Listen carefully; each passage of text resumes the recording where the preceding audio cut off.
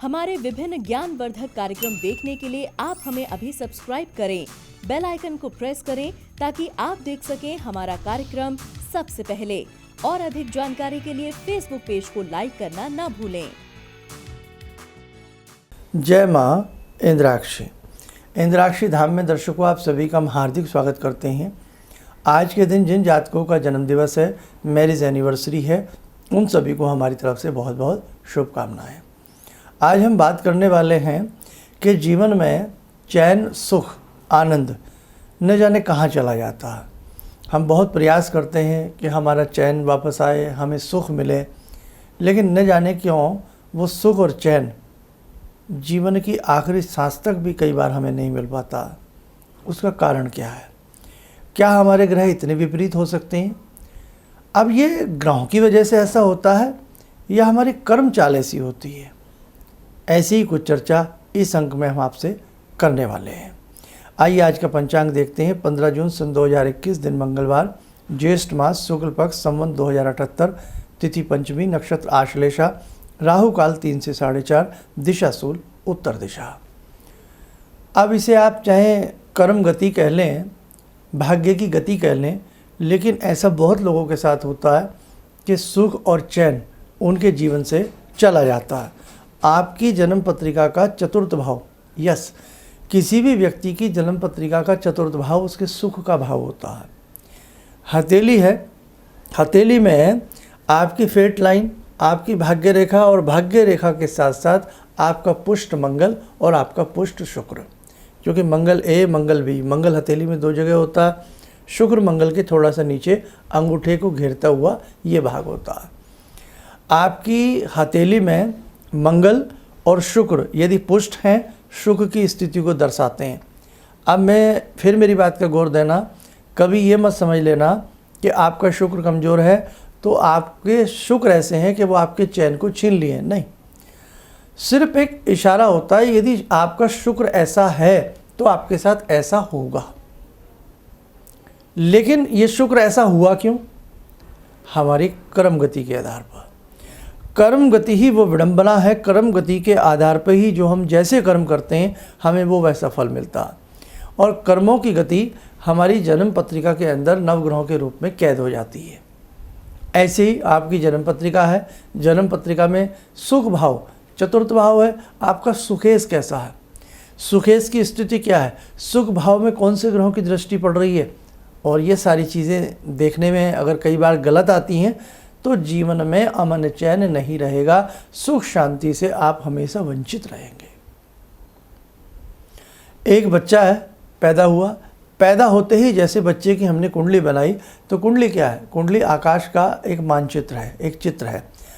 कुंडली बनी, कुंडली एक आकाशीय रूप है। 12 राशियां जो हैं वो पूरे एक आकाश को मापती हैं, 12 खाने। और उन 12 खानों में जब हम ग्रहों को बिठा देते हैं तो वो उस दिन आकाश का चित्र है कि उस दिन आकाश मंडल में ग्रहों की स्थिति क्या है, वही स्थिति हम आपकी कुंडली में विद्यमान कर देते हैं।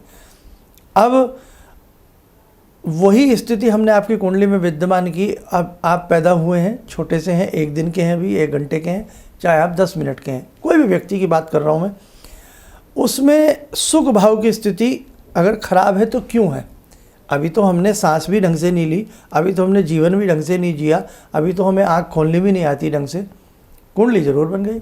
कुंडली तो बच्चा पैदा हो और उधर पंडित जी लिखें उसका फटाफट सारा, भाई क्या क्षण घड़ी पल सब लिख करके फटाफट कुंडली बन जाती है। आजकल तो आपके लैपटॉप में, मोबाइल में, सबके पास सॉफ्टवेयर है, 1 सेकंड में आप बना लेंगे, टाइमिंग, डेट वेट डाल के, स्थान डाल के। लेकिन उसके साथ ऐसा क्यों हुआ कि उसका सुख भाव में कमज़ोर दिख रहा है? किसी का सुख भाव कमज़ोर दिखता है, किसी का अष्टम भाव, आयु का भाव कमज़ोर दिखता है, किसी की आयु रेखा कमज़ोर दिखती है। तो भाई आप माने ना माने, पूर्व जन्म से कनेक्शन है। सत्य सनातन धर्म में जो प्रारब्ध की बातें कही गई हैं वो 100% सत्य हैं, 100% सत्य हैं। आप माने ना माने, है ना। और भारतीय संस्कृति कितनी प्राचीन है ये बताने की आवश्यकता नहीं है। सब अपनी अपनी संस्कृति का इतिहास बताएं तो भारत की संस्कृति सबसे प्राचीन है, और ये संस्कृति सबसे प्राचीन है तो ये ज्योतिष गणित भी सबसे प्राचीन है। समझ में आया? इसलिए हमेशा ध्यान रखना, आपका सुख भाव बिगड़े, आपका धन भाव बिगड़े, कर्म गति ही इन भावों को बिगाड़ती है। हमें जब जब समय मिले हमें अपना अध्ययन करते रहना चाहिए और अपने कर्म को हमेशा शुद्ध और अच्छा बना करके रखना चाहिए। अब खैर, आप कुंडली सबको देखनी नहीं आती, बनानी भले ही सबको आती हो, लेकिन देखनी सबको नहीं आएगी। जैसे ब्लड टेस्ट तो कोई भी कर देगा आपका, है ना, पैथोलॉजी लैब में जो भी वो होते हैं, सारे सिस्टम होते हैं, उसमें आपका ब्लड टेस्ट भी हो जाता है, रिपोर्ट्स भी आ जाती हैं, लेकिन उसका ट्रीटमेंट क्या है, इलाज क्या है, वो तो एक अनुभवी डॉक्टर ही करेगा ना। आप जाते हैं, एक्सरे करा लेते हैं चेस्ट का, लेकिन जो लड़का जो बुआए वहाँ जो भी है, डॉक्टर हैं जो भी हैं, वो आपकी एक्सरे कर रहे हैं, लेकिन साहब ट्रीटमेंट तो नहीं कर सकते ना, ट्रीटमेंट तो कोई और ही करेगा ना।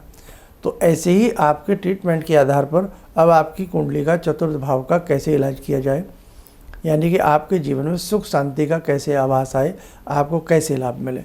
कुछ चुनिंदा बातें ध्यान रखिएगा। एक तो सबसे पहली बात, ऐसे व्यक्तियों को अपने जन्मदिन के दिन यज्ञ जरूर करना चाहिए। और जन्मदिन में भी किस दिन, अब रिवाज उल्टा हो गया है। आप क्या करते हैं, जो डेट्स हैं, जो तारीख हैं, 26 जनवरी, 25 जनवरी, 5 मार्च, 26 जून, 2 सितंबर, इस हिसाब से सब अपना जन्मदिन मनाते हैं। लेकिन जिस दिन आप पैदा हुए उस दिन तिथि क्या थी, महीना क्या था हिंदी का, तिथि क्या थी, पक्ष कौन सा था, आप एक बार इस चीज़ को करके देखना, फिर हमें बताना। आप यदि शुद्ध उस तिथि के आधार पर, आप जैसे बाय द वे आपका जन्म एकादशी में हुआ, आपका जन्म द्वादशी में हुआ, 10वीं में हुआ, 9वीं में हुआ, जिस दिन जो कोई पैदा होता है कोई ना कोई तिथि तो होती है ना, हम तिथि कह देते हैं, हमारा तिथियों का गणित है, और अंग्रेज़ी कैलेंडर के हिसाब से उन्हें तारीखें कह लें, आप डेट्स कह लें, कुछ भी कह लें आप, वो अपने हिसाब से चलती हैं। ज़रूरी नहीं जिस दिन 7 तारीख हो उस दिन सप्तमी तिथि हो, ऐसा बिल्कुल नहीं हो सकता। मरण दिन सब तिथियों के आधार पर मनाते हैं। जब भी कोई संसार से जुदा होता है और जब हम उसका श्राद्ध करते हैं तिथि के हिसाब से करते हैं ना हमेशा, कि भाई हमारे दादाजी द्वादशी में गए थे तो द्वादशी का श्राद्ध करो, पंडित जी को बुलाओ, भोजन कराओ, ये कराओ, करते हैं ना। लेकिन जन्मदिन भूल जाते हैं। जन्मदिन अंग्रेज़ी तारीखों के हिसाब से मनाते हैं, लेकिन हिंदी तारीखों के हिसाब से तो हमारे महानायक बनाते हैं। कौन? भगवान श्री कृष्ण की अष्टमी, भगवान श्री राम की नवमी। देखो भगवान की बात, उनके ऊपर अंग्रेज़ी नहीं चढ़ी, क्यों? वो भगवान है।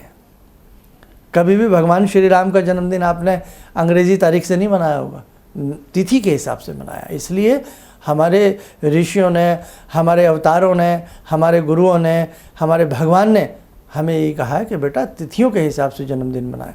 तो यदि आप तिथियों के हिसाब से जन्मदिन मना करके उस दिन यज्ञ करते हैं, या उस दिन गायत्री महामंत्र की आप 31 माला करते हैं, और उसके बाद पक्षियों को दाना डालें, गौ माता की सेवा करें, बुजुर्गों का आशीर्वाद लें, देखिए कि कैसे कैसे आप तरक्की करते हैं।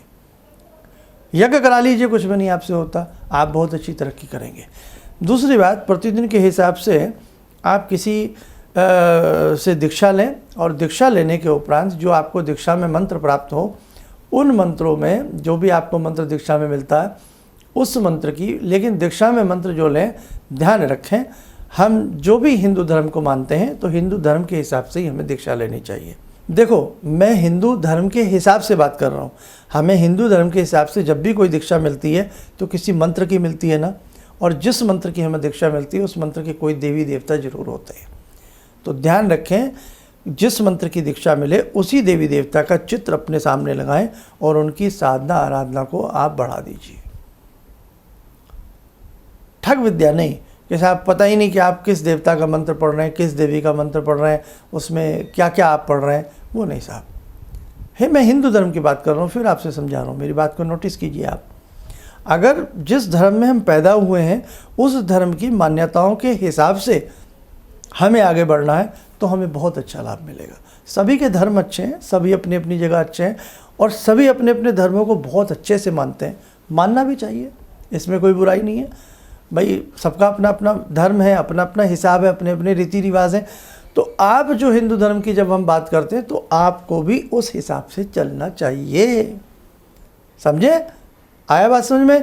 तो इसीलिए आप बिल्कुल बेनिश्चित होकर के जब सुख भाव की आपके जीवन में आपको ऐसी कमी लगे, आप एक बार ये चीज़ करके देखें, अपने निकटतम किसी गुरुवर से दीक्षा लें और जिस देवी देवता की वो आपको दीक्षा देते हैं उनकी साधना आराधना को बढ़ा दें, अर्थात गुरु मंत्र की साधना को बढ़ा दें। आपके जीवन में सुख चैन आएगा ही आएगा, आएगा ही आएगा। सत्यता की कसौटी पर यदि आपने अच्छी दीक्षा ली है और अच्छे तरीके से तन मन धन से आप जुड़े तो आपको बहुत अच्छा लाभ मिलेगा। मन सबसे बड़ी चीज़ है।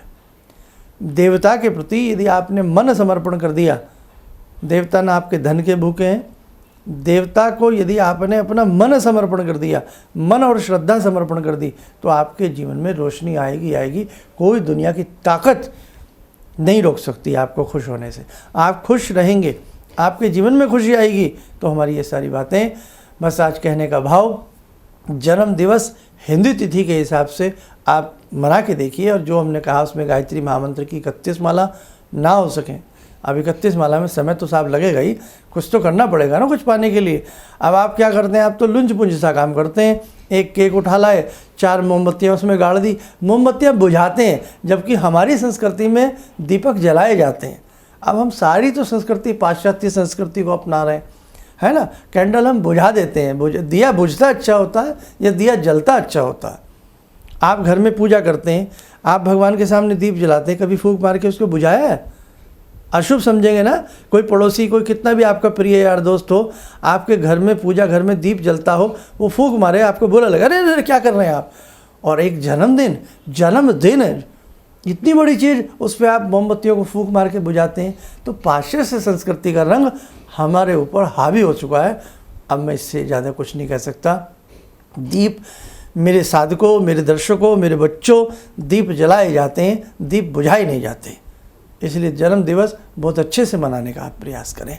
तो जन्मदिन की व्यवस्था अच्छे से बना लें, और इसी के साथ साथ जन्म दिवस पर गायत्री और अपने गुरु दीक्षा का मंत्र या कोई भी उससे यज्ञ करें। और जो आपने जिनको गुरु बनाया है, जो भी आपका गुरु मंत्र है, उस मंत्र के प्रति पूरी अपनी श्रद्धा उड़ेल के रखें, फिर आपके जीवन में सुख शांति जरूर आएगी।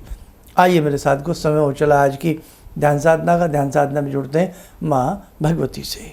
ॐ सिन्दूरारुण विग्रहां त्रिनयनां माणिक्यमूले स्फुरात् स्तारानायकशेखरं स्मितमुखी भापेन वक्षोरुवां पाणिभ्यामलपूर्णरत्नचषकां रत्नोत्परां बिभ्रति सौम्यां रत्नघटस्थरक्तचरणां ध्यायेत् पराम् अम्बिकां खड्गं चक्रगदेषु चापपरिगान् शूलम्बुशुण्डिं शिरा शङ्खं संदधतीं करे स्त्रीनयनां सर्वाङ्गभूषावृतां नीलास्मद्युतिमास्य पाददशकां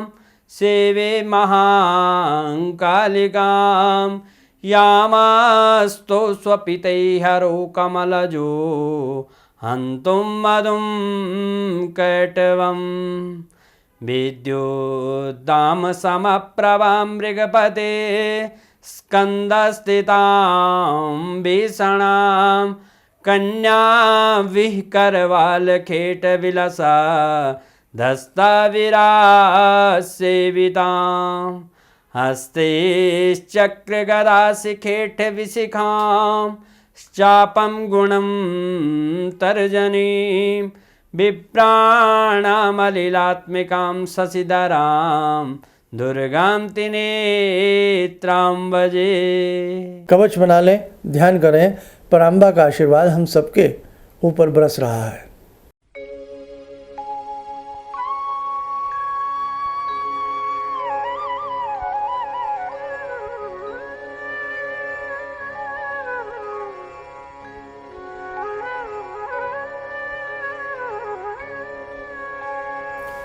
ओम बोलते हुए नेत्र खोलें। अब देखिए मेरे साथ को, जीवन में यूँ तो बहुत सारी दिक्कतें आती रहेंगी और जाती रहेंगी, लेकिन जब तक जीवन है राजा बन के जिएगा, बहुत अच्छे से जीने का प्रयास करें, खुशी खुशी से जीने का प्रयास करें, दूसरों को भी खुशी बांटने का हमेशा प्रयास करें। और आपके कोई भी निकटतम अच्छे कोई मर्मज्ञ ज्योतिषाचार्य हों तो एक बार उनको अपनी कुंडली या हाथ की रेखाएं जो भी है, आप एक बार उनसे भी सलाह मशवरा करें। और वहाँ पर भी हो सकता है आपका चतुर्थ भाव या पंचम भाव या एकादश भाव, कोई भी भाव, एकादश भाव भी लाभ का होता है, लाभ ही जिसका नष्ट हो जाए। नवम भाव भाग्य का होता है, भाग्य में ही बहुत लोगों के हमने देखा ग्रहण दोष लगा होता है, तो जीवन में विडम्बनाएं पीछा नहीं छोड़ती। इसलिए कुंडली को दिखा लेना भी कोई बुरी बात नहीं है, कि किसी से एक बार राय लेना बुरा नहीं होता। ठीक है, मैंने सारी बातें बताई हैं। इस कार्यक्रम को ध्यान से 1-2 बार सुन लीजिएगा, शायद कुछ अच्छा आपको समझ में आए। जय माँ इंद्राक्षी। जहाँ तक मेरा व्यक्तिगत अनुभव रहा है, मैं फर्श पर पड़ा था, आज गुरुजी की कृपा से अर्श पर हूँ। गुरुजी ने एक मंत्र जब पहली बार मिला था तो मैं ऐसी परिस्थिति में गिरा हुआ था कि मेरे को ये लगता था कि मैं जिधर भी जाऊँ मेरे तरफ एक तरफ कुआं एक तरफ खाई वाली स्थिति मेरे साथ थी। और गुरुजी ने वहाँ उस वक्त तो मेरे को 2 मंत्र दिया कि इसका आप पाठ शुरू करो, और 2 दान की सामग्री बताई थी, और उसको मैंने शुरू किया। और उसके बाद से उस वक्त से लेकर आज तक मैं फिर जिस स्थिति में था वो पीछे मुड़कर मैंने नहीं देखा। किसी भी समस्या के समाधान के लिए मिले प्रसिद्ध हस्तरेखा एवं वास्तु विशेषज्ञ प्रोफेसर धर्मेंद्र शर्मा जी से। नोट: शिविर में भाग लेने हेतु एवं व्यक्तिगत रूप से मिलने के लिए कॉल करने का समय सुबह 10 बजे से शाम 6 बजे तक। हमारे विभिन्न ज्ञानवर्धक कार्यक्रम देखने के लिए आप हमें अभी सब्सक्राइब करें, बेल आइकन को प्रेस करें ताकि आप देख सकें हमारा कार्यक्रम सबसे पहले। और अधिक जानकारी के लिए फेसबुक पेज को लाइक करना न भूलें।